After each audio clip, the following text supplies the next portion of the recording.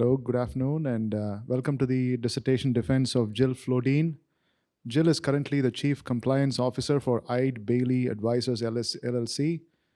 Jill holds multiple FINRA licenses, including Series 7, 63, 65, 24, 53, and state insurance license. She holds a master's study of law in organizational ethics and compliance from the University of St. Thomas. She also completed her undergraduate work at the University of Minnesota Duluth, receiving a double major in Bachelor of Arts degree in International Studies and Bachelor of Arts in Spanish as well. Her dissertation is entitled, Does Artificial Intelligence Matter? The Antecedents and Consequences of Artificial Intelligence Use in Organizations. So welcome, and please enjoy the presentation. Welcome, Jill.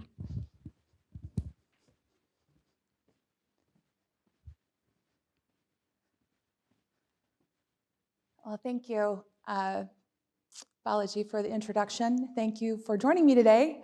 Exciting to be here. Thank you for those that are watching online. First, I want to say thank you to my committee. You've been extraordinary. The time and effort and insight, guidance, and support that you've given me, especially Balaji, even as you were remoting with me from overseas. Really appreciate all of the guidance. Thank you so much. The DBA professors here were fantastic. I would say that this experience has been transformational for me as a person. I've really grown in ways I had previously never imagined. So I also want to shout out to all of the professors that are part of the Whitewater doctorate program. I really wish you continued success in the program, and each of you individually as well. Additionally, I want to shout out to Eide Bailey and my colleagues at work for your support as I went through this. They were very flexible in allowing me to do weekend residencies and take long weekends and work through my passion for academic research and study. So thank you to all of you. And of course, because this was in addition to full-time work, my husband, Ben, thank you so much for your support, keeping me sane and grounded, getting me out of the house and away from the computer from time to time. Was really an immense support. My son Soren also just was a huge support in that he would come by and give me a breather from time to time, sneak into my office and give me a hug when I needed it. So thank you, Soren, for your support. I know it was a trying year last year as he finished up his senior year of high school. So thank you. On to the research itself. Artificial intelligence.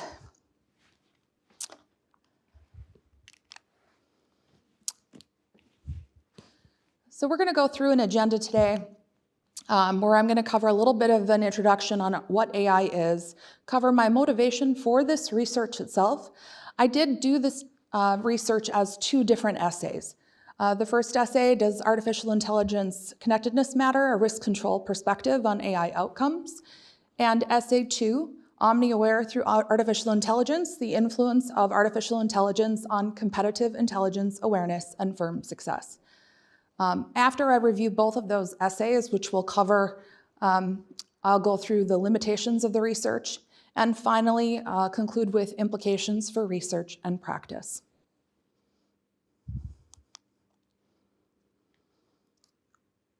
Now, you may have your own notion of what AI is. You might have used it. You might have used generative AI, maybe directly or indirectly, as there's been a lot of hype about AI, right? It's in the news. You're seeing stuff on social media, TikTok, Facebook, Snapchat, wherever you may spend your time, you're seeing and hearing about artificial intelligence, AI, right?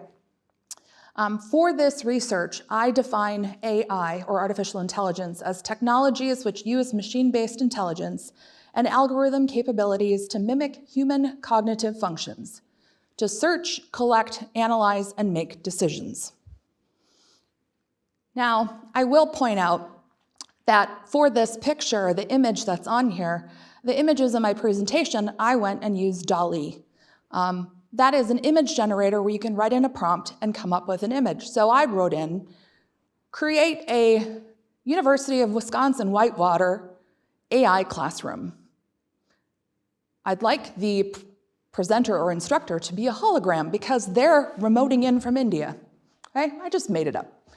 And it came up, it took a couple prompts, honestly, to get it correct. It had some misspellings. It couldn't quite get the presenter. So AI is in use. People are using it. It's not always in line with what you want, and it might not be correct. So the basis for my research is really looking at how organizations are using AI. How is organizational use happening in organizations? How are they looking at various things? So let me look here forward to my motivation before I jump too far ahead.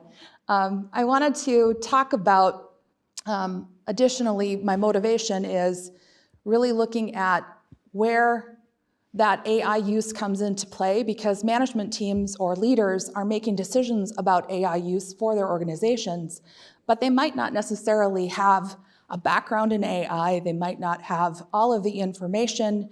Sometimes it can be very complex or black boxed. And it's been rapidly developing. There's a lot of dynamic capabilities. Now, out in the news, you'll see that it's making a big impact. They expect GDP to increase. There's a huge market for AI. There's a lot of businesses that are using AI now for productivity, efficiencies, all kinds of things. But there's also a lot of concern. People are concerned about jobs. Now, I have seen news reports that jobs are also created from AI. So work might look very different in the future.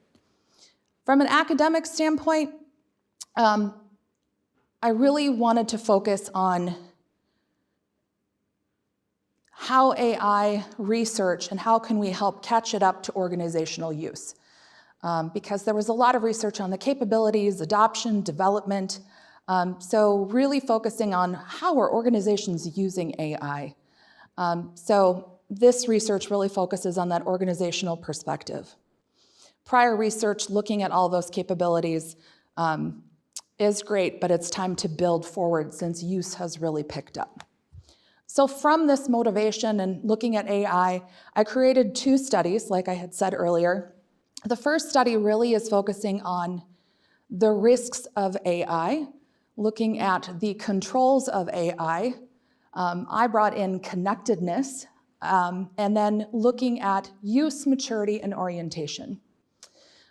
For my second essay, I'm looking at use, maturity, and orientation from the end of the first study and adding competitive intelligence, because all companies want to be sustainable long-term and they competitively need to evolve and be flexible, and also looked at the strategy of how they're doing that, and ended with how is it impacting performance, organizational outcomes. I'm going to move into the first essay. For essay 1, does artificial AI connectedness matter? A risk control perspective on AI outcomes. This focuses really on AI connectedness. AI connectedness, I'm terming this from a psychological perspective. So this comes from psychological research where a human or the leadership, the top management team, how are they feeling connected? That human emotion of belonging, relatedness, linking, interconnected with having that awareness, transparent knowledge to an organization's AI. Human actions generally follow emotion. Yes, you have knowledge, but we all know we've made poor decisions depending on the day. So understanding AI connectedness and how it matters is a powerful piece to this research. Connectedness research really shows that humans become connected to other humans, but also to AI. Specifically, there's been research on chatbots or AI assistants, where over time, repetitive use, they have a connection to that assistant or chatbot. So this is kind of an extension of that research. Looking into the literature review and research background that I did a similar approach for both studies, so I'm just going to talk about this briefly. When I first started this, I started a very broad AI search, which was way too broad because in the last few years, AI research on all kinds of topics has really risen. So I narrowed this down into informational management. So the majority of my research was really focused on information management journals. And I, at first, had looked at multi-year, but because of the evolution and changes, I decided to focus really on everything from 2001 until now. So the majority of the background that I did was from 2001 till now. I did have some where I had to dig deeper and go farther back, don't get me wrong. But that was the basis for how I put the research together and did my lit review. For this first essay, I wanted to look at organizations and how the top management team perceived risks. So looking at risks is a pretty broad spectrum for AI. So I really looked to prior research and how they were reviewing risks in AI and found something that really rang true to me based off of personal interactions and how we have worked with AI in our organization. And Zhang et al. Had really covered data risks and model risks, so I broke it into those two sections with some subcategories from risks. And so that is looking at the data risks, if there's shift of the data, if they're encompassing out-of-domain data or if it's locked down inside of a domain, if there's an adversarial attack, and then looking at model risks, what kind of bias there is, misspecification, uncertainty, in looking at how the risks are assessed and perceived. Now with risks also come controls. You cannot have an organization and run it successfully if you're ignoring all of the risks. You might be able to continue for a long time, but a lot of times from a standpoint of sustainability, it's not sustainable if you ignore all of the risks. So most organizations look to either mitigate or eliminate the risks altogether. And so in researching controls, I found that I really saw kind of two buckets, technical controls and manual controls. Technical controls is the infrastructure. That is the framework, the systems, things that are automatically set that create your environment that you're working in. Now that also includes design. So one of the things that I found interesting that I hadn't previously really thought much about was that the design of the structure also leads you to correct action and behavior. So manual controls, human interaction, human in the loop are very common research phrases that I'm calling manual controls. AI connectedness I talked about as a psychological construct, but in research there is a long academic background on connectedness. Not AI connectedness per se, but connectedness is used for network connectedness, mathematical connectedness, medical connectedness, group to group, if you've got two different departments, how are they connected to one another and working together? So there's a long string of connectedness research that goes back decades. So for this research, I'm applying it to AI, which I believe has not been done before. For AI outcomes, I really wanted to study use, like I was talking about earlier. AI use, how are organizations using AI? I wasn't interested in adoption development. I feel like a lot of organizations have already passed that threshold years ago. We started in our organization looking at AI about 4 years ago in my work. So I wanted to dig deeper, and so found a couple of articles that talked a little bit about maturity and orientation. How are you enhancing your AI after you've been working with it for a while? Now, I know that you're training AI potentially if you're using generative AI or these different versions, but how are you really enhancing and maturing it over time so that it continues to get better? And then also orientation was just looking at how are you orienting your organization? This is really about how your firm identifies AI as part of your culture and your work.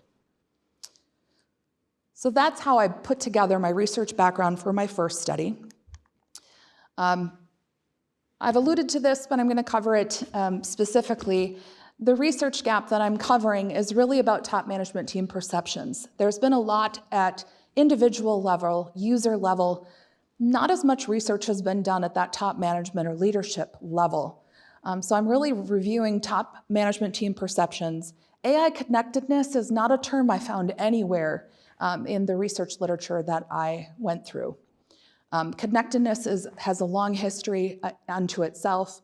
And AI use has some research, but most of the research is on adoption and capabilities. There's not a lot of empirical research on post-adoptive use after they've been using it for a period of time. And so I wanted to look at post-adoptive AI use, maturity, and orientation. And I couldn't find anything that brought those three together. So I'm covering a couple of gaps here from my belief. AI connectedness is new, and then use, maturity, and orientation, that grouping is unique that I could not find in other research. This leads me to my research questions. What influence do top management team perceptions of AI in terms of the perceived risks and controls have on AI outcomes in an organization?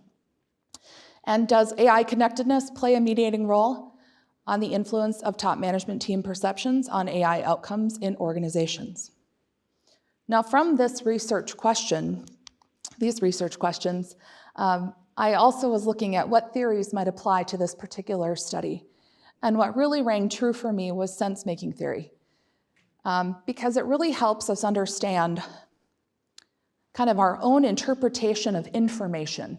Sense-making theory has been tied to AI in prior research and literature and extant literature because it progressively adds higher levels of information with less uncertainty. You can add a lot of data. So we think about big data, you can go and input it into a generative AI and have it kick out an output that would help you summarize or pull out key highlights. So the level of uncertainty may improve your decision-making as a leader. So sense-making theory really seemed to fit with this particular essay and study because of the background of how it's taking information, but also taking one's prior experiences, your knowledge and values to rationalize those decisions. So AI and sense-making theory. This brings me to my model for research study one. Very briefly, I was looking at the risks and how they ultimately would impact AI outcomes, but I also was hypothesizing and arguing that the risks would also impact or influence AI connectedness and ultimately have controls moderate the relationship. AI connectedness would be my mediator in this model. So I'm going to run through these hypotheses briefly as an overview. So my first four hypotheses are really focused on risk. I was looking at perceived data risk and model risk. I had hypothesized this negatively, thinking that through the prior research that negative and adverse outcomes from specific action or inaction of AI can be a unique challenge, right? It can act autonomously, it can do things that we may not predict, and it can be very complex for top management teams to understand and make decisions. So this again goes into sense-making theory a bit and how I thought about this originally and that negative impact between risk and AI outcomes and AI connectedness. For the next set, for H5 and H6, I was looking at the controls and broke it out into technical and manual. Really the logic behind this was organizations need clear, transparent structure or governance in order to have an impact on their organization. And so positively thought that controls would influence AI connectedness and have an impact in the organization. For 7 and 8, this was my mediation hypothesis, and here was really looking at how AI connectedness makes sense, right? It's part of the process in someone making decisions about AI, whether it be the risks to connectedness or the risks to outcomes, in that AI is part of the belonging, relatedness, awareness of decision-making in AI. For these hypotheses, I argued for moderation. Orgs have to structure themselves. There's no specific framework when you create an organization. Yeah, you can choose what type of organization you want, but there's not really a framework of figuring out what controls you might need in place. That's generally up to the top management team. So in a large organization, there's generally multiple departments that actually cover or that might have a part of the action in controls. Rationally, controls help run capable organizations.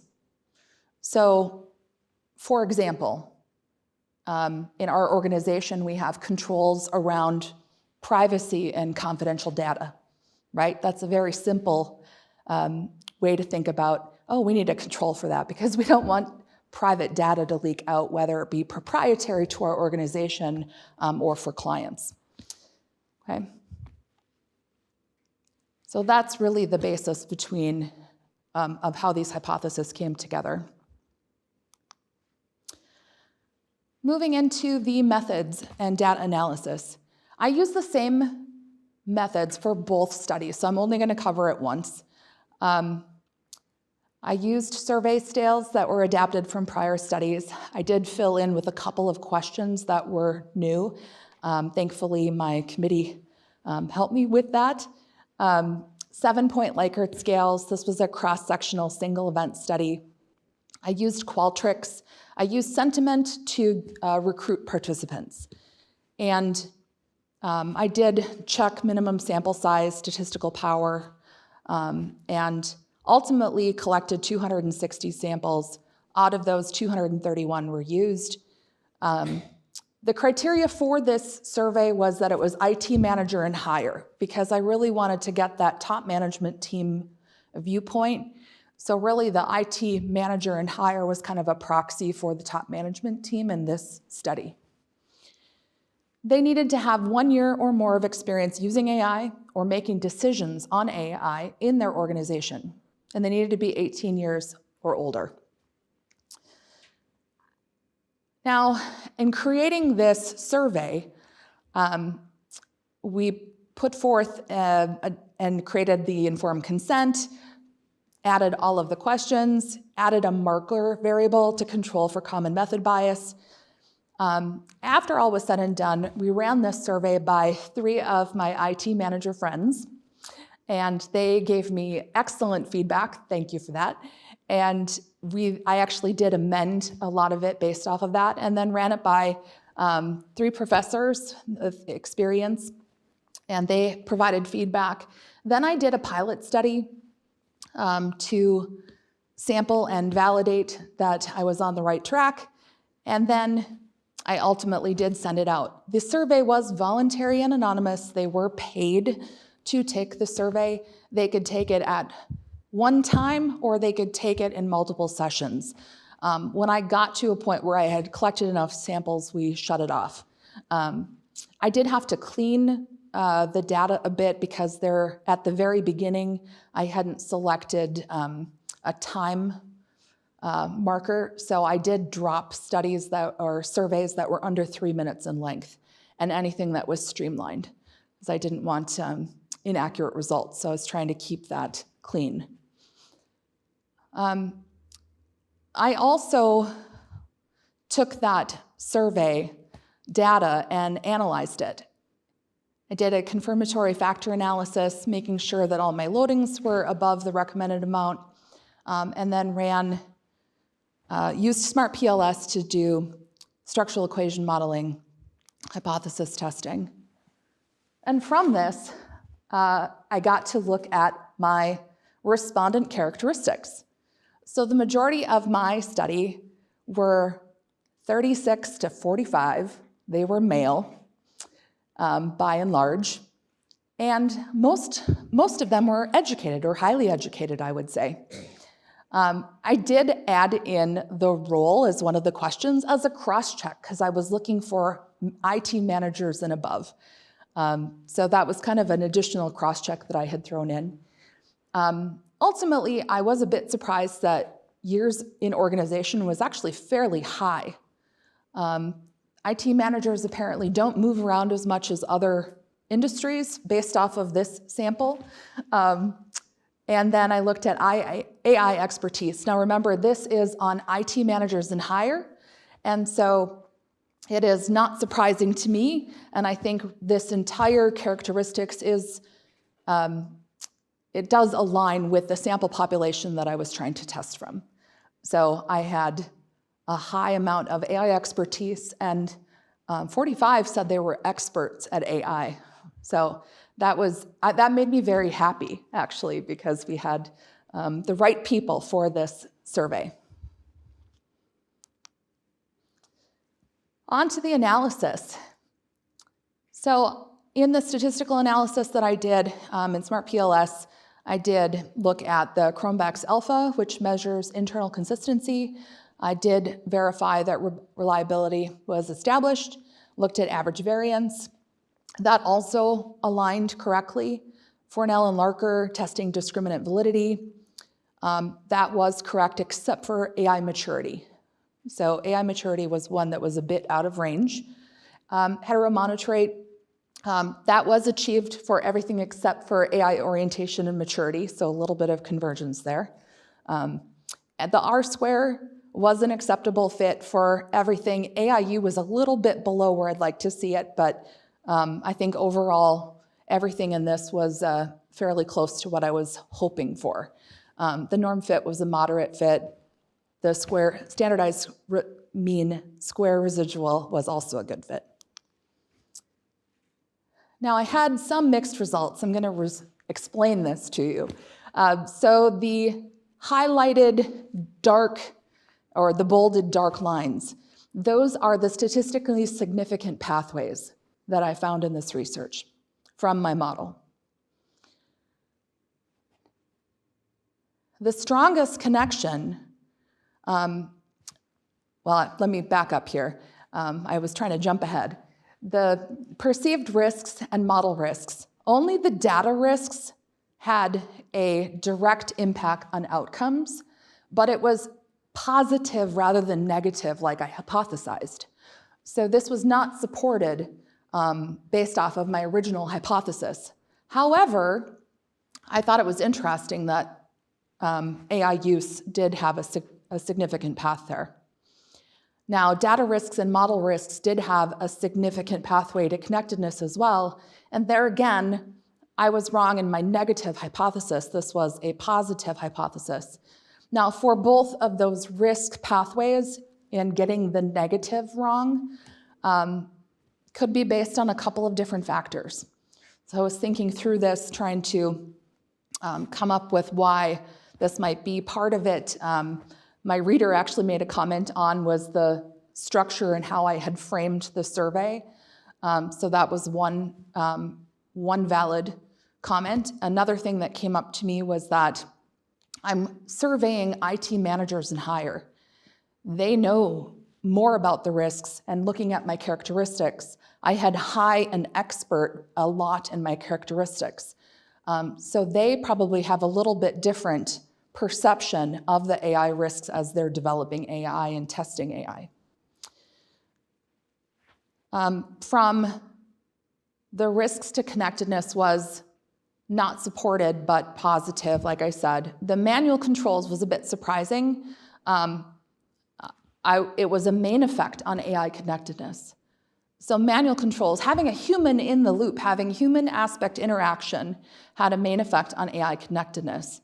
And then AI connectedness was positive to post-adoptive use and AI orientation. So the strongest connection was the path from connectedness to outcomes, to the AI use and orientation. Maybe this implies that a greater feeling of connectedness, the higher level the outcome. So the more you use it, the better your firm is orienting to AI. So just the key findings here are that risks influence AI connectedness, data risk influences the AI outcomes, manual controls influence connectedness, and AI connectedness is a partial mediator of the relationship. Okay. Jumping right into Essay 2, because we're going to keep everything on time. Essay 2 is a little bit different. I'm going to jump through all of the hoops here and show you what I researched. Omni-aware through artificial intelligence, the influence of artificial intelligence on competitive intelligence awareness and firm success.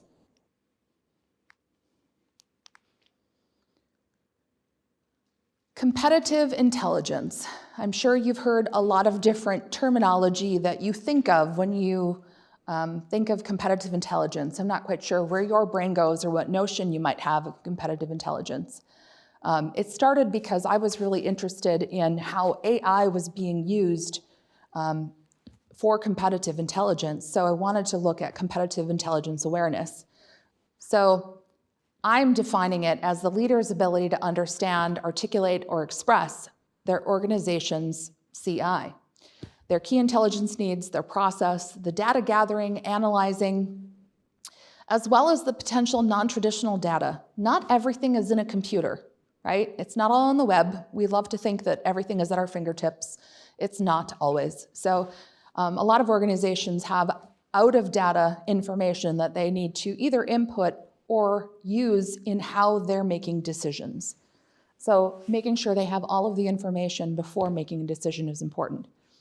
So hopefully that helps them make those smart decisions for future direction.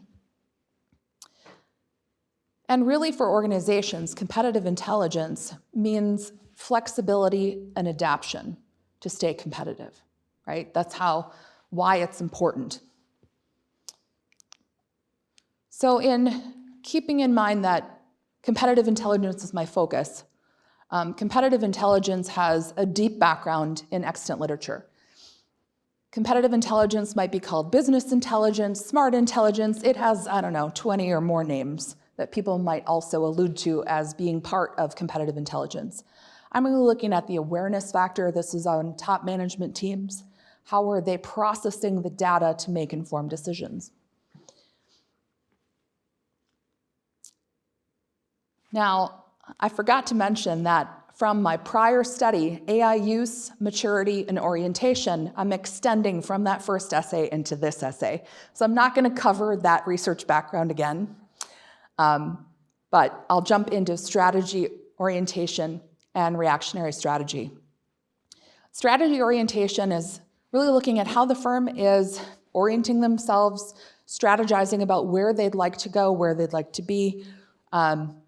Strategies overall are about customized designs. Each organization is customizing their direction, and they're looking to overcome their new goals or deal with unknown challenges, right? So strategy orientation is about direction of the organization, how the culture is orienting towards their goals and values. Reactionary strategy is more about an event in time. How are they going to deal with an unknown challenge or a known challenge that they've been preparing for? So think cybersecurity, right? I mentioned in my earlier study adversarial attacks. Organizations have to be careful with artificial intelligence about cybersecurity, although it's not a focus of this study, but I'm just giving an example. From that, I'm looking at organizational outcomes, because the entire organization is trying to make sure that they are performing at a high enough level that they are successful and can sustain themselves for a long time. So I broke that down into firm performance and IT performance.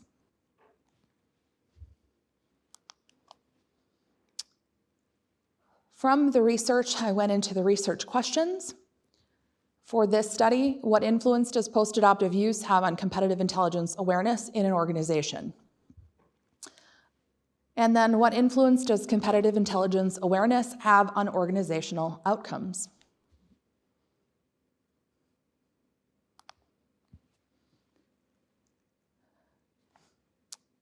This study was a little bit different in the fact that competitive intelligence has a very deep history.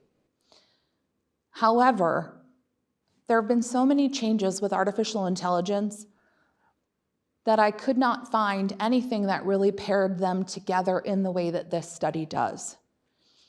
So competitive intelligence does have some study with some of the uses that might be helpful in talking about capabilities, but nothing that was empirical. There was no empirical research that I could find. And maybe I just hadn't quite found it, but for this study, competitive intelligence awareness and pulling it into post-adoptive use, maturity, and orientation had not been done. So really looking at how are firms using AI for a competitive advantage, pulling in all of the information and being able to analyze and strategize on that intelligence awareness to make decisions.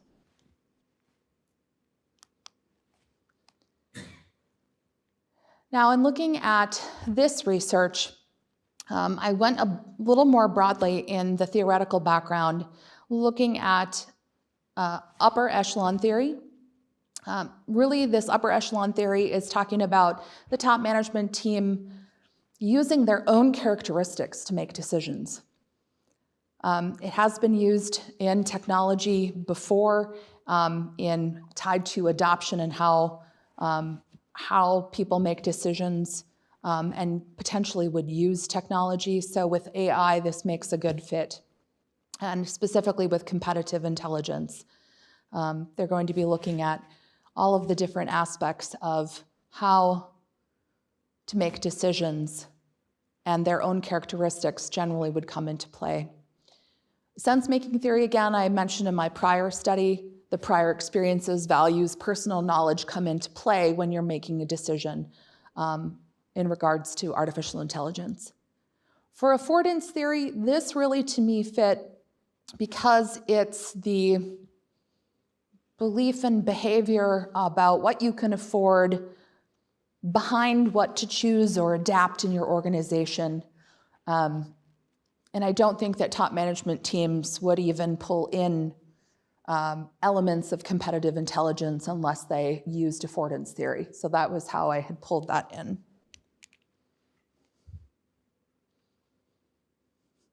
And of course, based off of the prior literature and everything that I've gone over, I created the model study for this. And so I took AI use, maturity, and orientation from my first study as to start with, and then competitive intelligence as my mediator, organizational outcomes of firm performance and IT performance as my dependent variables, and then moderation of strategy, orientation, and reactionary strategy.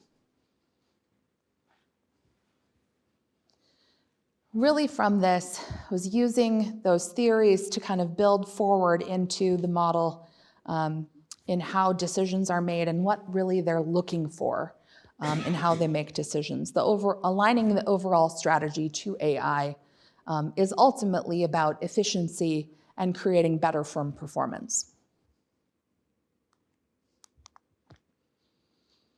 My hypothesis for this study, I started with AI outcomes have a positive influence on CI awareness. This is talking about use, maturity, and orientation, how it impacts competitive intelligence. Very simplistically, AI has such unique capabilities and characteristics that it can really simplify information. And competitive intelligence is about information. So I believe that that's a positive for it'll increase awareness, right? So that was how I kind of logically hypothesized number one. For number two, awareness will have a positive influence on outcomes. The hope is that you're getting accurate data, right? And you're being able to analyze it and strategize it to have a positive effect on firm performance and hopefully IT performance. So that was where hypothesis 2 came from.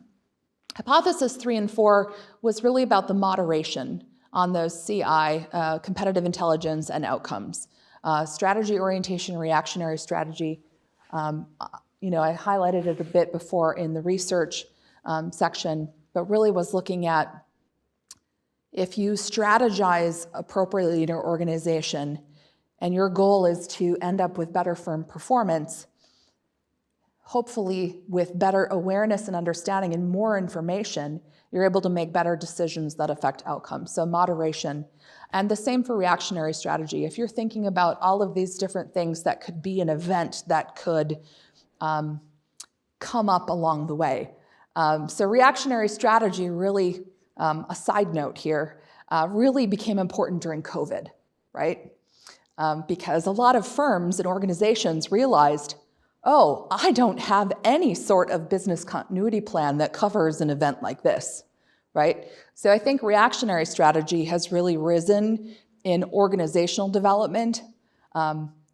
It hasn't been covered as much in literature. It has been now since COVID, coming out of the woodwork a bit more, but that was one of the reasons that I started with reactionary strategy. But I believe that it does help moderate the relationship because it is mitigating and working through those events. Now for hypothesis 5 and 6, these are also about moderation, looking at the relationship between outcomes and organizational outcomes for both of the strategies. Kind of covered those on the prior slide as well, but this is just an extension of that. Hypothesis 7 was a bit different. I wanted to look at if you did nothing but use AI, what effect does it have on firm performance? So just trying to take it to really simple bare bones. If you just used AI and were trying to mature AI or orient towards AI, will it have an impact on firm performance or IT performance? And that really came out of the efficient uses of AI, looking at that direct pathway. Now, in the analysis of this study, Cronbach's alpha was reliable. Average variance extracted was established. Fornell and Larker, discriminant validity was established except for AI maturity and strategic orientation. Hetero-monotrait, this one was not as successful. A lot of them were achieved, but I did have several that did not quite meet the criteria. For the R squared, it was an excellent fit when I looked at the independent dependent variables. Normed fit index was moderate fit. Standardized root mean square was also a good fit. So overall analysis was fairly good when I looked at the model. Let me explain the results. So in this study, again, my bolded pathways were the statistically significant paths. However, as you can see, it looks a little different than my original model. I pulled post-adoptive AI use out, right? Post-adoptive AI use had a direct impact on firm performance and IT performance, but not on competitive intelligence. There was not any pathway from post-adoptive AI use to competitive intelligence that was statistically significant or supported. However, so that hypothesis 7 that I had talked about was supported in this by that use over to firm performance in IT. AI maturity and orientation did have a significant path to competitive intelligence and was supported. Competitive intelligence also had a direct impact on firm performance.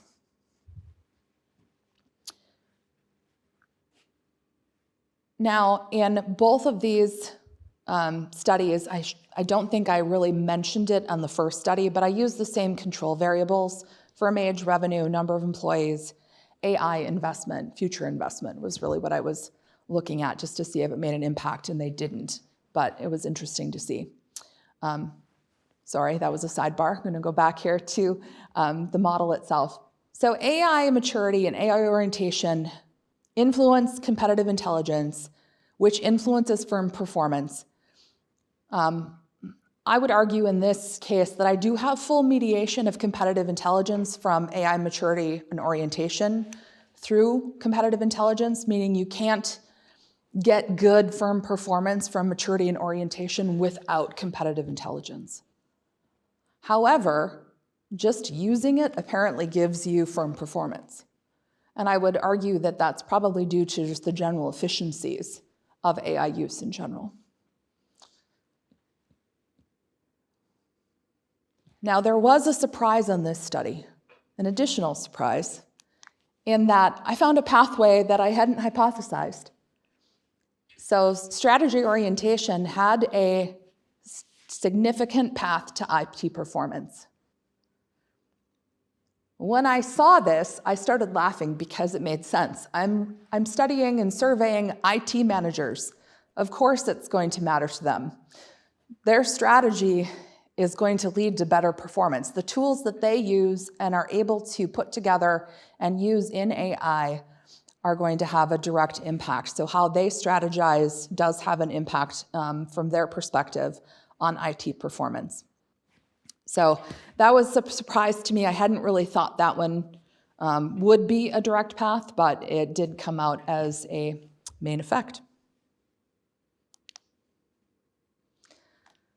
Moving on to the limitations, really there might be other methods that could give deeper analysis. This was a single event panel by role. It was looking at IT managers and higher. Doing another method might give a deeper analysis. If I had more time, I would love to do a case study on an organization and look at where these items might be in their organization and how to, dissect them and research them to then ultimately improve them. In this study, there was no transformational, I wasn't looking at the capabilities of AI or CI. I really wasn't, just looking at it overall from a high-level view from an organizational top management team perspective. I really didn't get to the root of the causal measures or insights on this. I just didn't have the time and bandwidth to address anything like that with the survey. I limited in length on the survey. Scale development, I probably could broaden this conceptual framework. To a certain extent, you have to, at some point, make a decision as to where that conceptual framework begins and ends. So when I look at implications for future research, obviously extending this study on AI outcomes would be a fantastic thing to do, trying to dissect where use, maturity, and orientation might be impacted or influenced additionally, or if there's other factors that might have an impact. I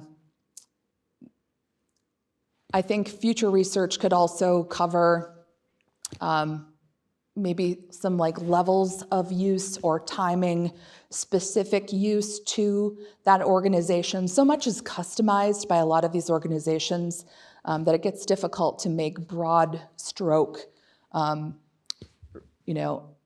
reviews of them. You really have to do a deeper dive. So other innovation enhancements, potential mediation that might come up, expanding to other roles or specific industries would be interesting. I do think that it might be a bit different if this were to expand into a bigger block outside of IT personnel. Obviously, the contributions for this study is that we're looking to extend AI research. I really was looking at the paradoxes between risks and controls. Coming from a compliance officer background and really looking at regulation, we're continually looking and assessing risks and trying to figure out, okay, how do we mitigate them? How do we eliminate them? Documentation. So organizations have work and research continues to look at those risks and controls and where they might be from an academic standpoint.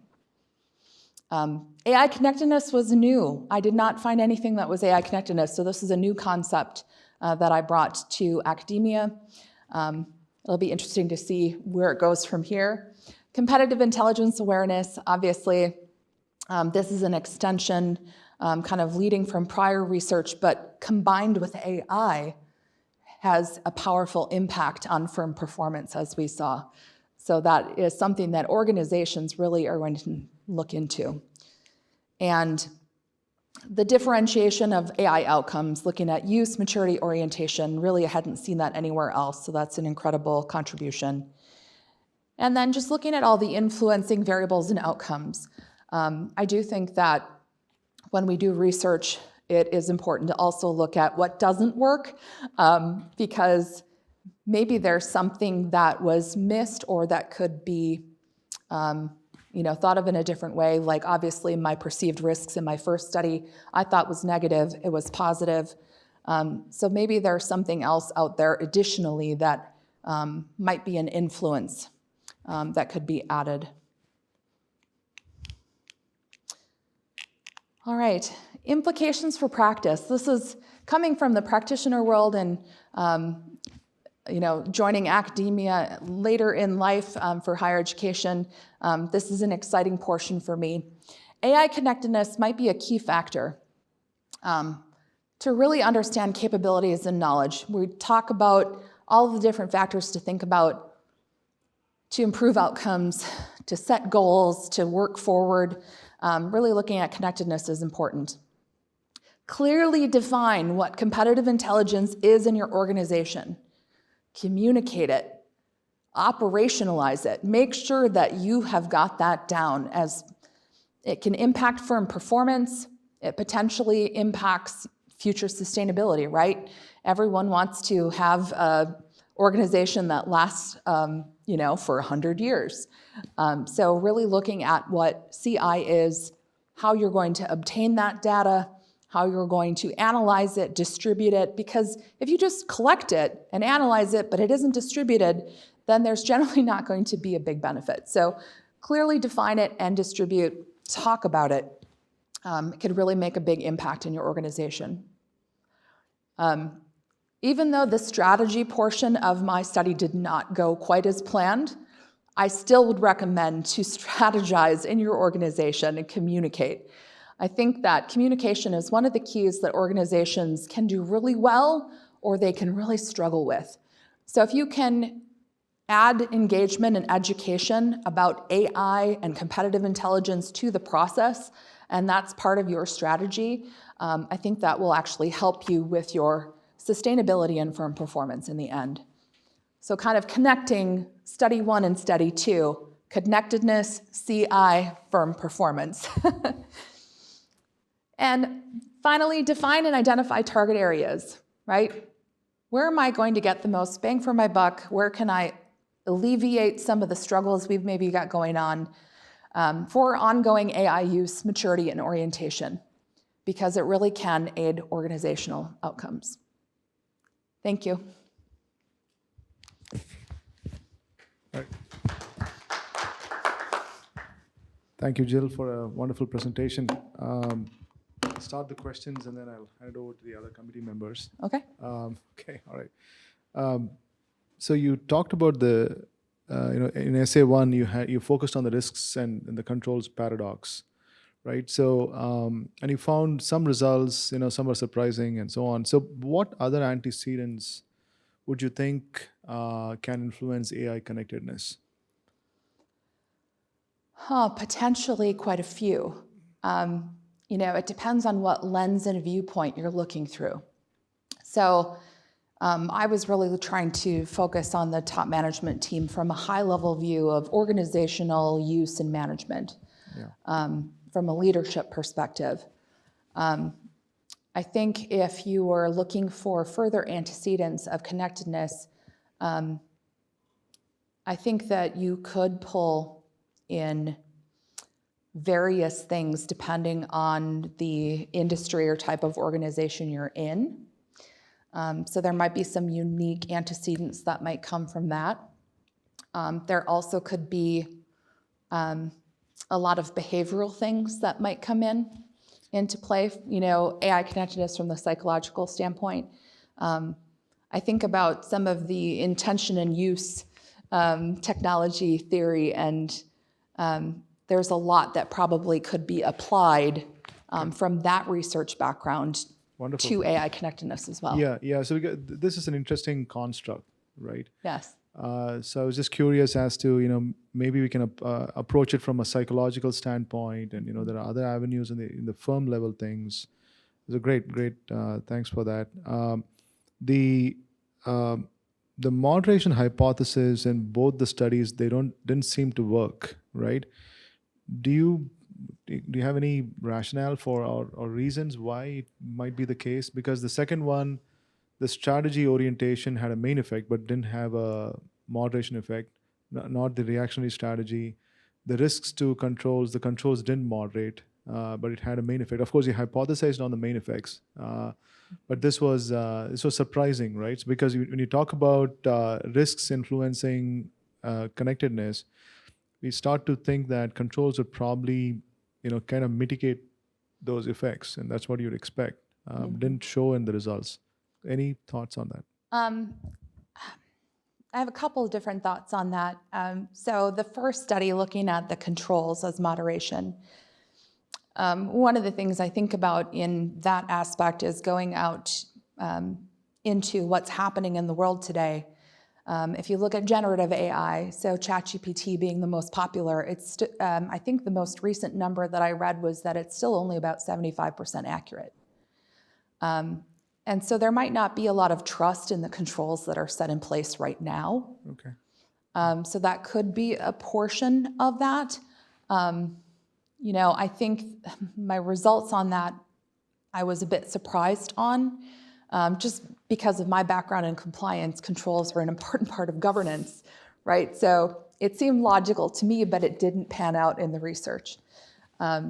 So I'd be curious to dig into particular controls. So in AI, a lot of what's happening is an AI is layered on top of one another. So you've got an AI working over here and you're layering on a control, and then you maybe have another AI that is cross-testing that the control is working and is accurate. So there's some layering happening and integration happening between different AIs. It might come down to specific aspects of controls as to why that did not come up as favorable. Okay. All right. Fair enough. I turn it over to Adi now. Good presentation, Jill. One question I had was, your sample, you got it from semantic, right? Sentiment. Sentiment. So what made you choose sentiment? I looked at prior research and what they had used. I actually compared Amazon and Sentiment. Sentiment was a bit more responsive in working with me, and one of the prior dissertation defendants had also used Sentiment. So I ultimately went with them. It was very simple to use. Was it about the same cost as Amazon? Or? Yes. Oh, it was? Okay. Yes. Mm-hmm. Yep. Okay. And they did have some analytics on their site too. I played around with them, but did not use them in this research. They had some statistical tools on their site too. Okay. So you basically use the same data set for both SA1 and SA2? Yes, use the same data set. Yep. Okay. And then, what journals are you thinking about sending this work out to? Have you identified any? Oh, I would love to send this out. There's a couple of different journals I would love to try and send this out to. I feel like this could fit in just general business research because of that high-level view. I know that this is specifically a technology, but I do feel like business research could potentially be a good fit. And then from informational management, computer interaction, because of the human element of this study, I think that would be a good fit because they really talk a lot about, a lot of those articles are really looking at how the human aspect interacts with technology. So that could potentially be a fit as well. Yeah, that's all I have. Okay. Nice job today, Jill. Obviously AI continues to evolve, and the different use cases or applications that organizations are deploying it continues to change. In your study, I know you gave us the definition of AI early on, but in terms of, from, I guess, the respondent's perspective, there's analytical predictive modeling AI, there's generative AI, there's all kinds of, different opportunities. And so for your study, do you have any sense in terms of where these organizations might be utilizing AI, or how could that be added to or build on your study?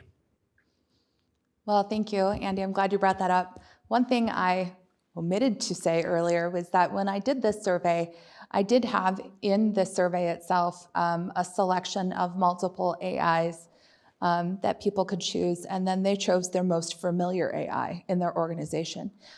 From that, ChatGPT and Copilot and Intel were pretty high on the list.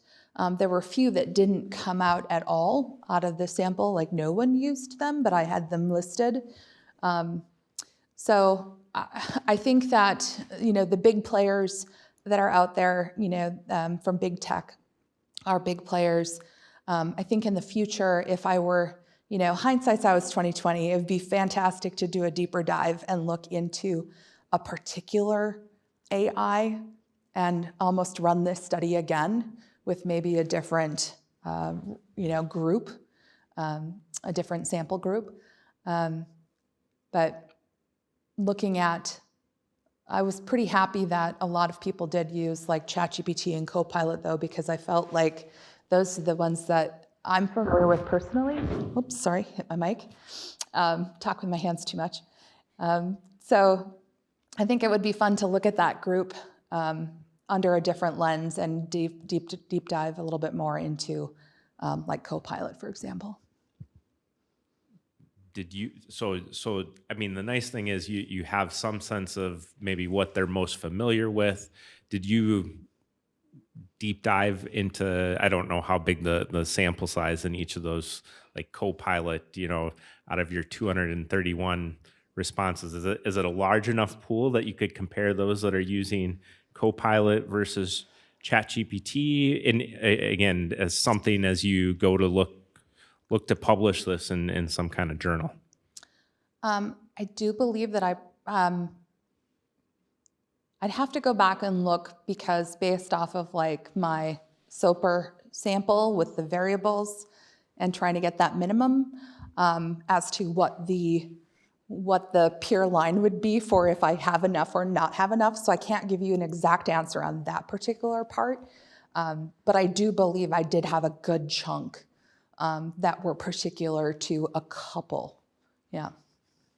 So I could maybe pair out one. And also it might depend on the journal or the publication's requirements as to validity and the amount of the sample size and is it representative. Yeah. Might be able to turn it into an opinion piece as well. Sure. Yeah. So I'll ask one question, and so I see we have a member from a different cohort here, and I'm sure there's probably individuals watching online or that might watch the recording of this. So this is more procedural. What advice, now that you're at this stage, if you were giving advice to yourself a year ago, or if you're thinking about other cohort members, future cohorts, what advice would you give to them in terms of completing the dissertation? Very simply, push forward. At the very beginning of the program, the prior cohort to us said, just keep going.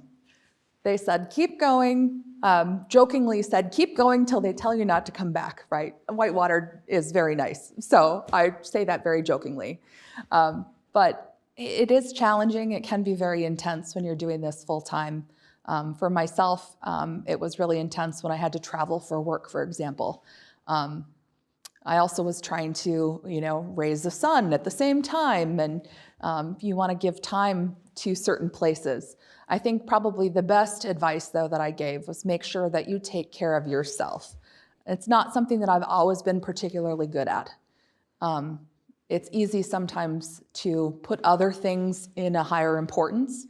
So making sure that you're getting sleep, which I'm also not great at, and taking care of yourself, I think, is probably the best advice that I could give to someone looking to do a doctorate program on top of work and family.